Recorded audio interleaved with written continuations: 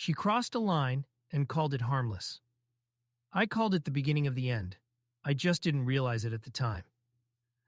When Claire and I started dating, it was all about connection, real conversations, shared values, that effortless rhythm you only find with someone who genuinely sees you. She laughed at my terrible impressions. I listened to her long-winded stories about the chaos at her design studio. We respected each other. That was the cornerstone of what we had. Or so I believed. The first crack was barely noticeable, a party, casual. Her arm lingered a little too long on a coworker's shoulder. She said it was harmless, just a joke. I didn't want to be the jealous boyfriend, so I brushed it off. Maybe I was imagining things. But that line, the invisible one we all have in relationships, the one marked "respect me," she started stepping over it more frequently. She'd make flirtatious comments about strangers right in front of me. Sometimes she'd text her exes, claiming it was just catching up. I voiced my discomfort more than once. I wasn't angry. I was honest, calm. I thought if I explained how it felt, she'd understand. Instead, she'd laugh it off. "You're overthinking, James. It's not like I'm cheating on you." Maybe that was true, but intent wasn't the only issue. It was the disregard. The way she trivialized my feelings, brushed them aside like I was being dramatic. And after each dismissal, a piece of me chipped away. You don't lose trust all at once. It dissolves, slowly, like sand slipping through fingers. I remember the moment I knew something was off. Not dramatic, just quiet. We were out to dinner with friends, and Claire was glowing, magnetic. But not for me. She was leaning into some guy across the table, eyes sparkling, touching his wrist when she laughed. I watched in silence, feeling more like a spectator than a partner. Later that night, I brought it up. She rolled her eyes. "It was just friendly. You're being insecure." Insecure. That word hung in the air like smoke, a cheap way to flip the blame. It was always that, my fault for feeling, not her fault for causing it. I started to question myself. Was I really being too sensitive? Was I asking for too much? But deep down, I knew better.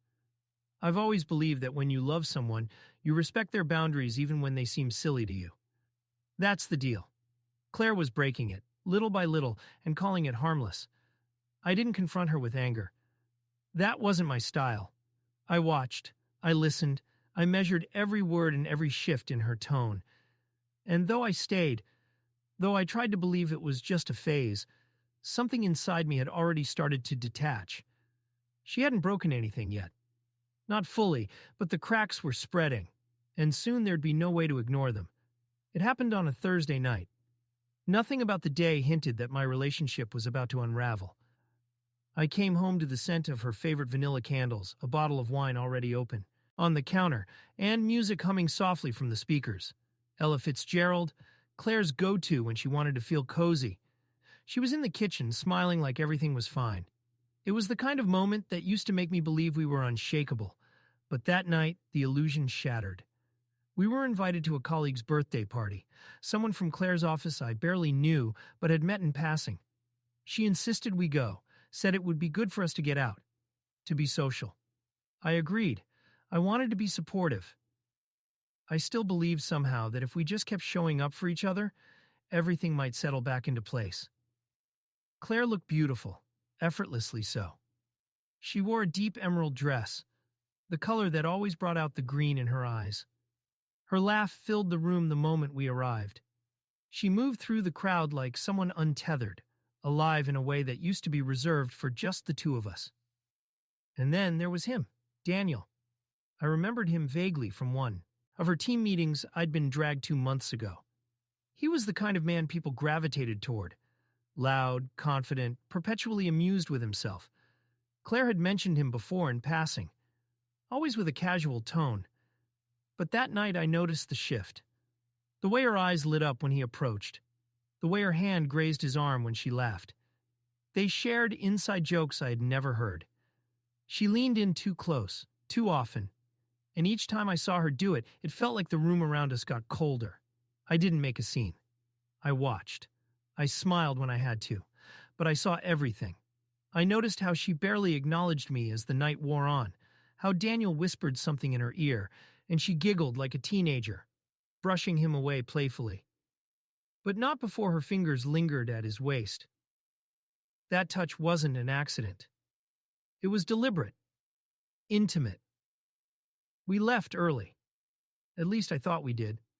Claire said she needed air and wanted to stay outside for a bit. I told her I'd wait in the car.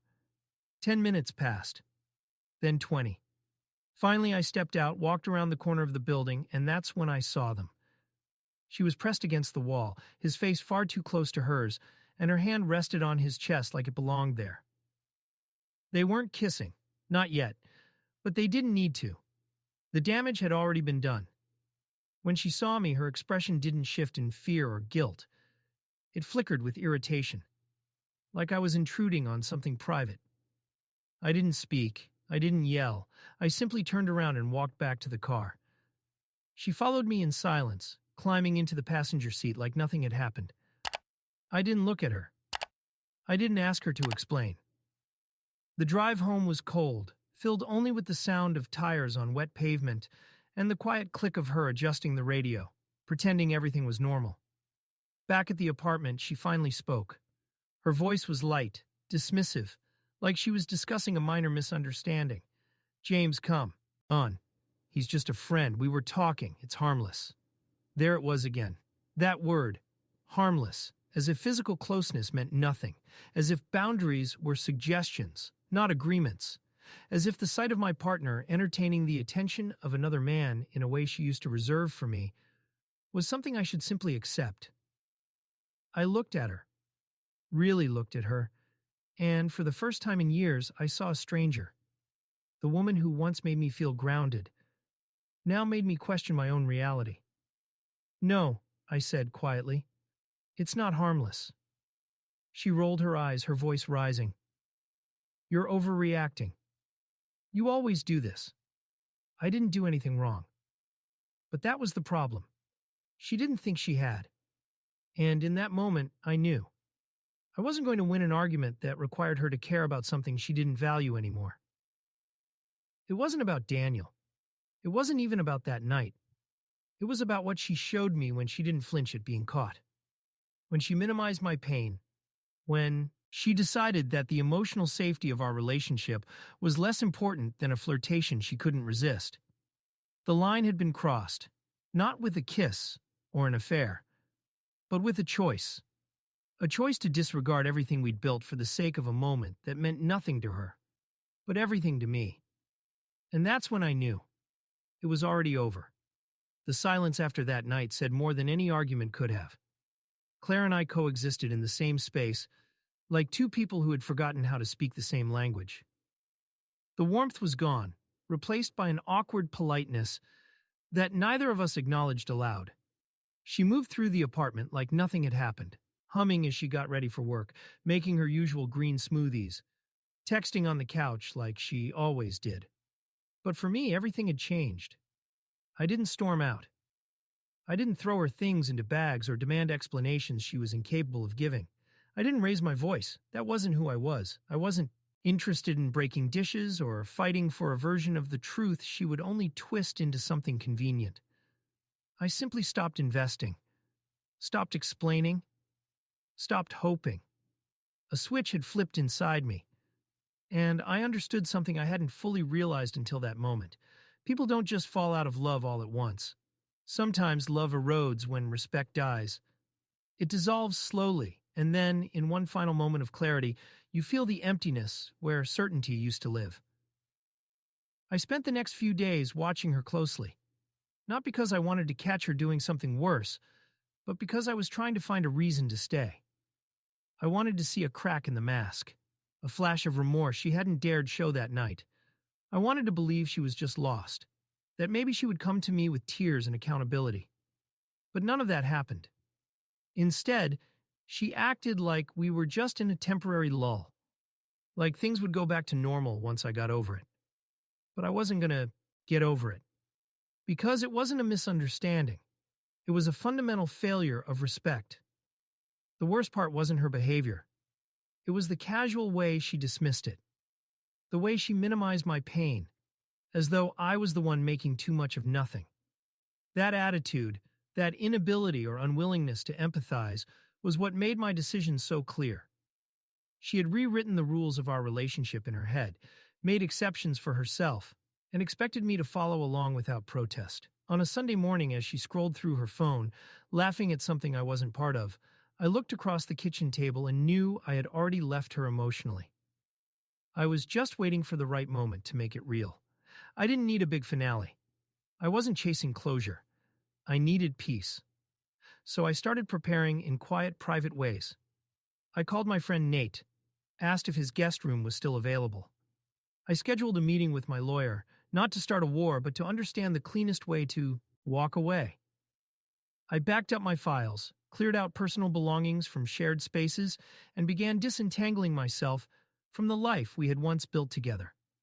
One night, while she was in the shower, I stood in the hallway staring at the door. I could hear the water running, her humming a tune. I used to love that sound. It meant she was relaxed, happy, comfortable. Now it just felt like background noise to someone else's story. I didn't leave that night, but I knew then I would soon. When I finally told her, I didn't shout. I didn't accuse. I simply sat down on the edge of the bed, looked her in the eyes, and said, "This isn't working anymore." At first she laughed, thinking it was a joke. Then her face shifted when she saw I wasn't blinking. "You're serious?" she asked. "Yes," I said calmly. "I'm leaving." "What, because of that stupid party?" "James, you're blowing this way out of proportion." That was the moment I knew there was nothing left to salvage. It wasn't even about the party. It was about everything that came after. The way she responded, or more accurately, didn't respond. Her refusal to take responsibility. Her complete lack of accountability. That was what made the relationship impossible to return to. I didn't offer her a speech or a list of reasons. I didn't ask her to see things from my point of view anymore. That door had already closed. She had made her choices, and now I was making mine. "You keep calling it harmless," I said, "but it cost you something you'll never get back." She didn't cry. She didn't scream. She just stood there, stunned, like she didn't know what to do with the finality of my voice. And that was the difference between us.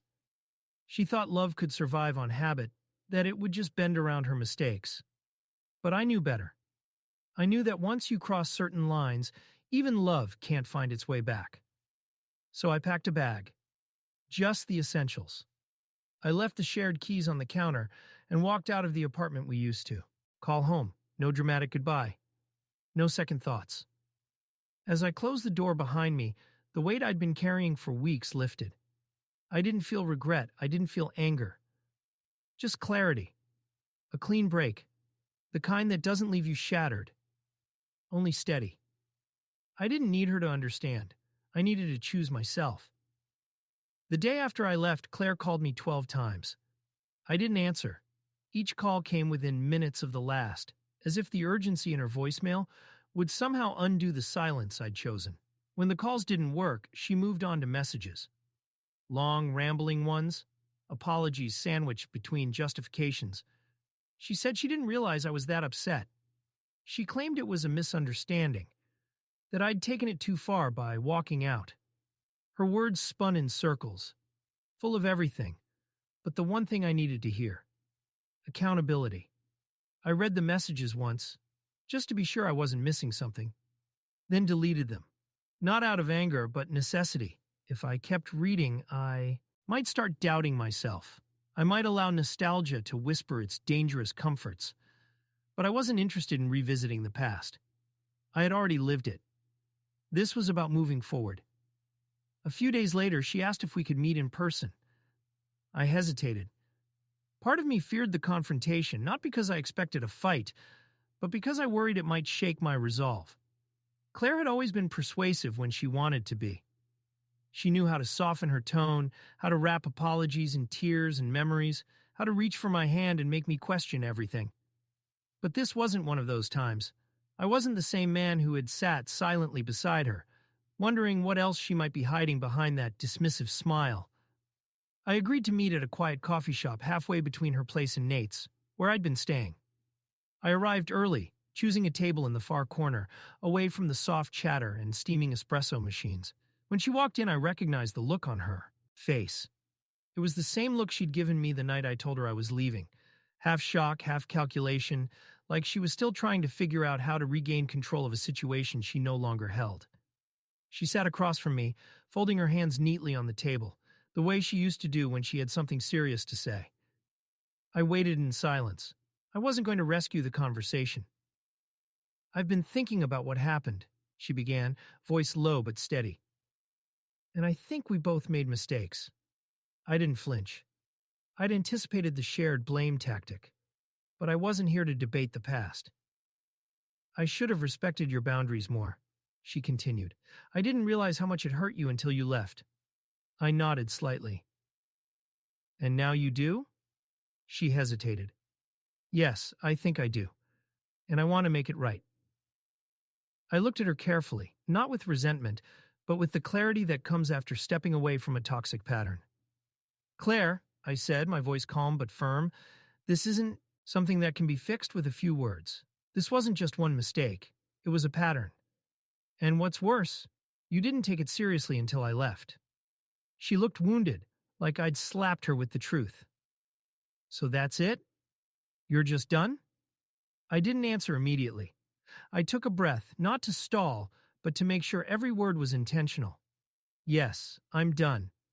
Because I gave you so many chances to understand how I felt, and each time you told me I was overreacting. You called it harmless. That told me everything I needed to know." Claire looked away, blinking hard. For a moment she didn't speak. Then she whispered, "I didn't think it would break us." "That's the thing," I replied. "You didn't think it would cost you anything, but it did." There was nothing left to say. No emotional outburst, no plea, no grand declaration. The silence between us now was different. It wasn't the kind that asked for more. It was final. She tried one last time. "I don't want to lose you." "You already did," I said quietly, "the moment you stopped protecting what we had." We parted with no hug, no promise to keep in touch. Just a nod from me and a blank stare from her. As I walked away, I didn't feel triumphant or vindicated. I felt relief. True endings rarely come with fanfare. They come with stillness. The moment you stop explaining, stop hoping, stop fighting for something that's already gone. That was our final goodbye. Clean, inevitable, and far overdue. Later that evening, she sent one last message. It simply said, "I'm sorry, I didn't know." I didn't respond, because it was never about whether she knew. It was about the fact that she never cared enough to ask. And that's when I knew with complete certainty walking away wasn't an escape. It was a return to myself, to my values, to peace. Claire could call it harmless 1,000 times more. But for me, it would always be the end. It's strange how quickly the world keeps turning after something ends.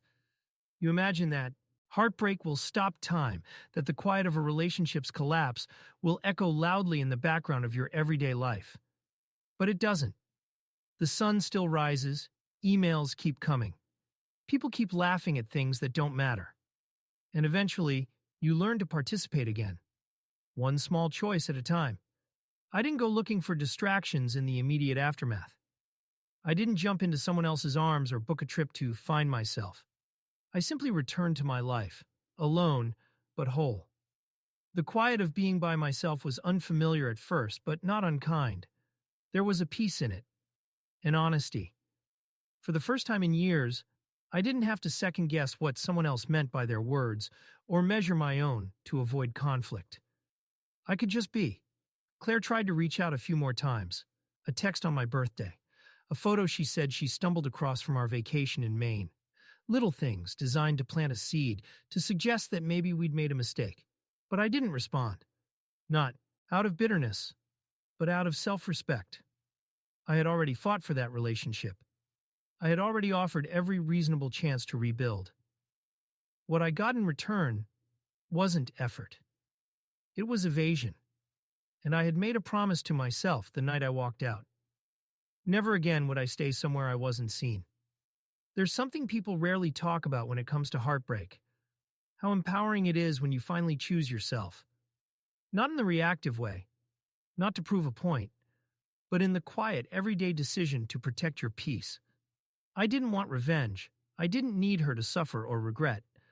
I just needed to live a life that no longer carried the weight of someone else's emotional carelessness. Some of our mutual friends didn't know how to react. A few stayed in touch. Others disappeared into the social fog that forms when people don't want to take sides. I understood. Everyone has their own comfort zones. What mattered most was that I was no longer compromising mine. Over time, the hurt faded. Not because it was erased, but because I stopped feeding it. I stopped replaying her laugh with him, her hand on his chest, the way she looked at me like I was a problem to be solved rather than a person to be cherished. I didn't forget those moments, but I let them rest. They were no longer part of my daily narrative. They were a chapter I had finished, not a story I was still trapped inside. Eventually, I started noticing the small joys again. Morning coffee on the porch without tension. Music that didn't remind me of her. Running into people who made me feel like myself again. And then, slowly, I began to feel something I hadn't in a long time. Hope. Not hope for a new relationship. Not yet. But hope that I could trust my instincts again. That I wasn't broken or too guarded. That I could let someone in someday and still feel safe. Claire called it harmless, but I know what it really was. It was the final crack in a foundation she had long neglected, and while she may live with the echo of what she lost, I live with the strength of what I found. Myself, unburdened. Free. That's the aftermath. Not devastation. Not revenge. Just quiet freedom. And in the end, that was all I ever wanted.